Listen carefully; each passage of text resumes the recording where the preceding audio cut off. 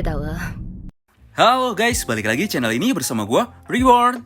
Buat yang baru gabung jangan lupa dibantu like dan di subscribe ya. Pada video kali ini, Oji-san akan kembali membahas mengenai hal menarik lainnya dari manga Tokyo Revengers. Manga Tokyo Revengers merupakan manga dengan genre Yankee, di mana sebagian besar ceritanya mengisahkan tentang pertarungan atau baku hantam antar geng yang sebagian besar tokohnya adalah anak laki-laki. Namun siapa yang sangka, jika dalam manga ini terdapat karakter-karakter perempuan yang sangat kuat, yang mungkin dalam momen-momen tertentu memegang peran yang sangat penting dalam pengembangan cerita manga Tokyo Revengers ini. Oji-san sudah merangkum 5 dewi atau 5 karakter perempuan paling berpengaruh dalam manga Tokyo Revengers ini.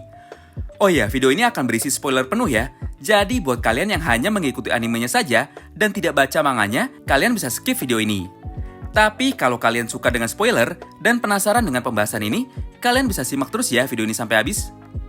Karakter perempuan paling berpengaruh pertama adalah Akane Seisu. Mungkin sebagian besar fans yang hanya mengikuti animenya akan bingung dengan karakter Akane ini. Hal itu sebenarnya cukup wajar. Karena memang Akane pada manga Tokyo Revengers ini sebenarnya sudah lama mati. Dan hanya muncul dalam kisah flashback masa lalu Inui serta Kokonoe. Meski sudah mati, namun peran Akane sangatlah besar bagi perkembangan karakter Inui dan Kokonoe. Tanpa Akane, maka Kokonoe sang moneymonger atau karakter paling jenius dalam hal mencetak uang di manga Tokyo Revengers ini pun tidak akan pernah terlahir. Akane adalah kakak perempuan Inui, yang juga merupakan cinta pertama dari Hajime Kokonoe. Kemanapun Akane pergi, Kokonoe dan Inui selalu ada bersamanya. Karena rasa kagum dan cintanya yang besar terhadap Akane, Koko pun pernah mencoba untuk mencium bibir Akane saat Akane tertidur di perpustakaan. Namun sesaat bibir mereka akan bersentuhan, tiba-tiba Akane terbangun dan menghentikan Kokonoe. Akane berkata, jika ciuman pertama itu sangatlah spesial dan hanya diberikan kepada orang yang benar-benar cintai oleh Kokonoe. Dalam momen ini, Koko pun tanpa ragu akhirnya mengungkapkan perasaannya kepada Akane.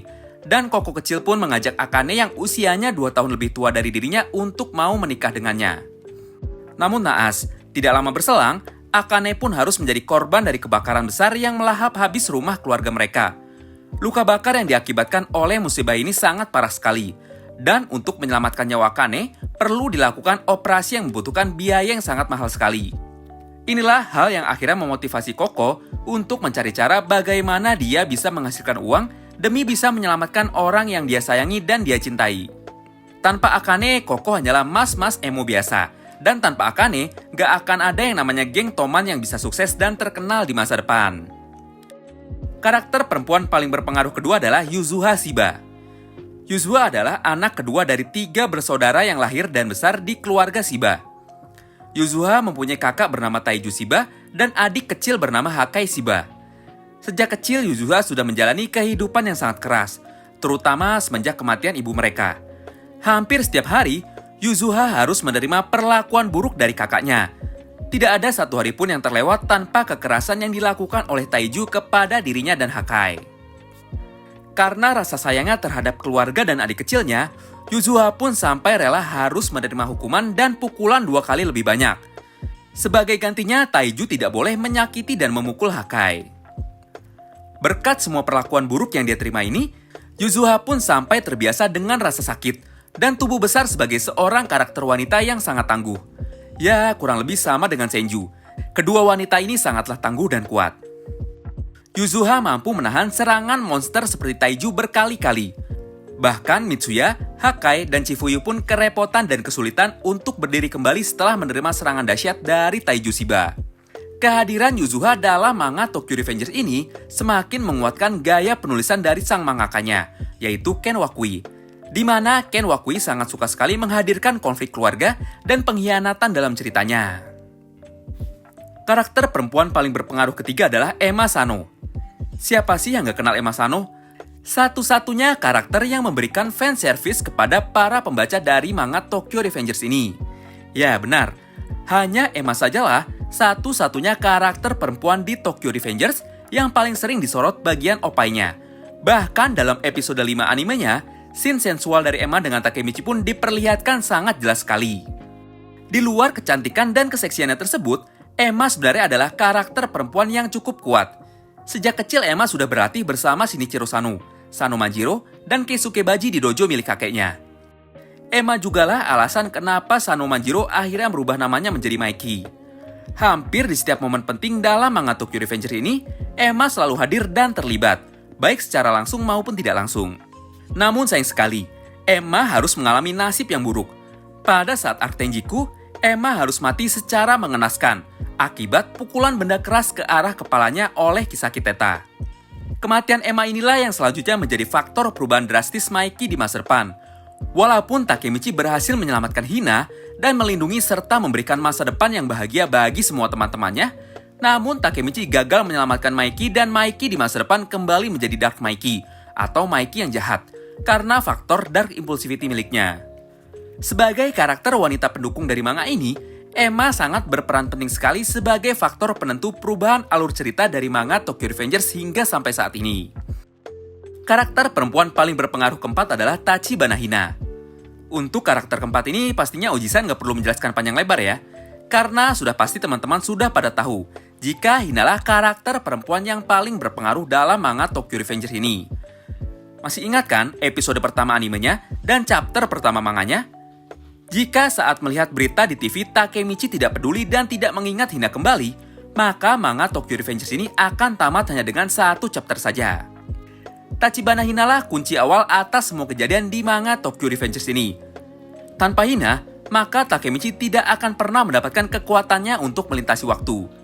Dalam 4 timeline yang berbeda, yaitu timeline Mobius, timeline Valhalla, timeline Black Dragons, dan timeline Tenjiku, Takemichi selalu mempunyai satu tujuan awal yang sama, yaitu untuk menyelamatkan kekasihnya tersebut. Namun, seiring berjalannya waktu, misi Takemichi pun perlahan mulai berkembang. Dari yang awalnya menyelamatkan Hina, kemudian bertambah, menjadi menyelamatkan Draken, menyelamatkan Baji, menyelamatkan Hakeshiba, dan tentunya menyelamatkan Tokyo Manji dari kekalahan melawan Tenjiku. Dalam semua upayanya tersebut, tentu saja perjalanan Takemichi tidaklah semulus yang dia bayangkan. Setelah berkali-kali jatuh bangun, akhirnya pada timeline keempat yaitu timeline Tenjiku, Takemichi pun akhirnya bisa menyelamatkan Hina dan juga semua teman-temannya. Ini sebenarnya adalah masa depan dan akhir yang paling bahagia bagi dirinya dan semua teman-temannya. Di timeline ini juga, Takemichi pun sudah berencana untuk menikah dengan Hina dalam waktu 3 hari lagi. Karakter perempuan paling berpengaruh selanjutnya, sekaligus karakter perempuan paling kuat dari manga Tokyo Revengers ini adalah Kawaragi Senju. Dibandingkan dengan keempat karakter sebelumnya, Senju merupakan karakter yang relatif baru muncul dan diperkenalkan dalam manganya. Kemunculan pertamanya ada pada chapter 212, ketika konflik antara geng Brahman melawan geng Rokuhara Tandai terjadi, dengan agenda untuk merekrut Tanagaki Takemichi ke dalam geng mereka. Dalam debutnya, Senju tanpa ragu langsung berlari ke arah Terano, salah satu dari 3 dewa terkuat penguasa Tokyo, dan langsung melancarkan tendangan tornado miliknya ke arah kepala Terano. Dengan tubuh yang kecil, ternyata Senju mampu mendaratkan tendangan tornado tersebut ke kepala Terano, dan berhasil membuat Terano goyah walau hanya sesaat.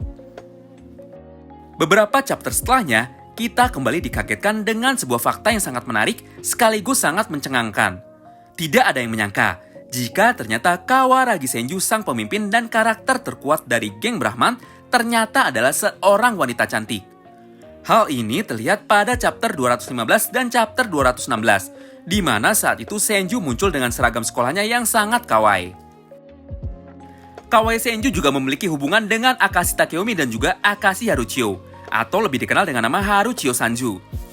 Mereka bertiga adalah saudara kandung, dengan Takeomi sebagai kakak tertua dan Haruchio sebagai kakak nomor 2. Peran Senju dalam manga Tokyo Revengers ini sangatlah besar sekali, khususnya dalam final arc ini. Senjulah kunci yang menjadi titik balik atau turning point dari segala konflik atau tragedi yang akan segera terjadi dalam manganya nanti. Hal ini tentu saja tidak terlepas dari fakta jika dalam pandangan atau vision yang dilihat oleh Takemichi mengenai masa depan, cepat atau lambat Kawaii Senju akan mati. Banyak sekali fans yang kecewa dengan hal ini dan berharap jika Takemichi kali ini bisa menyelamatkan Kawaragi Senju. Nah, itu dia 5 dewi atau 5 karakter perempuan paling berpengaruh dalam manga Tokyo Revengers ini. Tanpa kehadiran mereka semua, tentu saja manga Tokyo Revengers ini akan terasa hambar. Terima kasih yang sudah simak video ini sampai habis ya. Sampai jumpa lagi di video pembahasan selanjutnya. Bye-bye.